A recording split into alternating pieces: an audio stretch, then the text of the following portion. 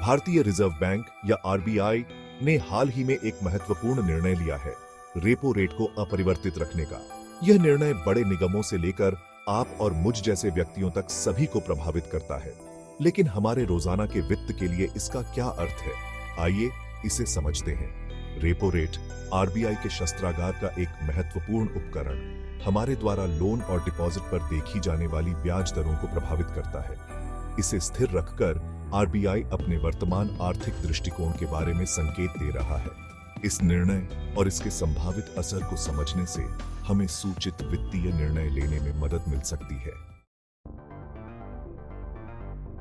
Repo rate वह ब्याज दर है जिस पर आरबीआई वाणिज्यिक बैंकों को पैसे उधार देता है। जब रेपो रेट अधिक होता है तो बैंकों को आरबीआई से उधार लेने के लिए अधिक भुगतान करना पड़ता है।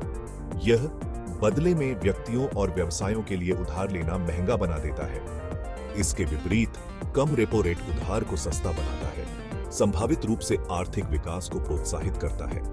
आरबीआई मुद्रास्फीति आर्थिक विकास और वैश्विक आर्थिक स्थितियों जैसे विभिन्न कारकों के आधार पर रेपो रेट को समायोजित करता है।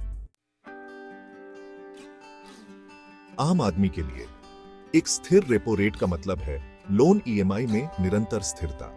अगर आपने होम लोन, कार लोन या पर्सनल लोन लिया है तो आपकी मासिक किश्तें अभी के लिए अपरिवर्तित रहेंगी। इसी तरह आपके बचत खातों और फिक्स्ड डिपॉजिट पर ब्याज दरें भी स्थिर रहने की संभावना है। हालांकि यह याद रखना महत्वपूर्ण है कि यह स्थिरता हमेशा के लिए नहीं रह सकती है। आरबीआई अर्थव्यवस्था की निगरानी करना जारी रखेगा और आवश्यकता अनुसार रेपो रेट को समायोजित करेगा।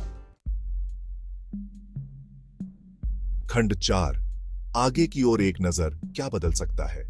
रेपो रेट को स्थिर रखने का आरबीआई का निर्णय मुद्रास्फीति के प्रबंधन और आर्थिक विकास का समर्थन करने के लिए सतर्क दृष्टिकोण का सुझाव देता है।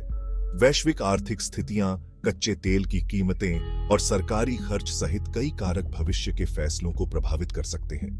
उदाहरण के लिए मुद्रास्फीति में अचानक वृद्धि आरबीआई को खर्च को रोकने और कीमतों को नियंत्रित करने के लिए रेपो रेट बढ़ाने के लिए प्रेरित कर सकती है। इसके विपरीत यदि आर्थिक विकास में उल्लेखनीय रूप से गिरावट आती है तो आरबीआई उधार और निवेश को प्रोत्साहित करने के लिए रेपो रेट को कम करने पर विचार कर सकता है।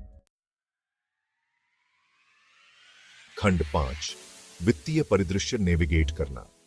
जबकि वर्तमान स्थिर रेपो रेट कुछ आराम प्रदान करता है, संभावित परिवर्तनों के बारे में सूचित रहना और उसके अनुसार योजना बनाना महत्वपूर्ण है।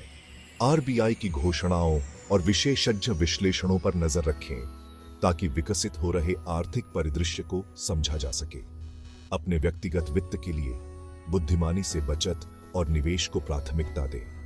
अपनी जोखिम क्षमता और वित्तीय लक्ष्यों के आधार पर विभिन्न निवेश विकल्पों का अन्वेषण करें। याद रखें, सूचित वित्तीय योजना बदलते आर्थिक परिदृश्य को नेविगेट करने की कुंजी है।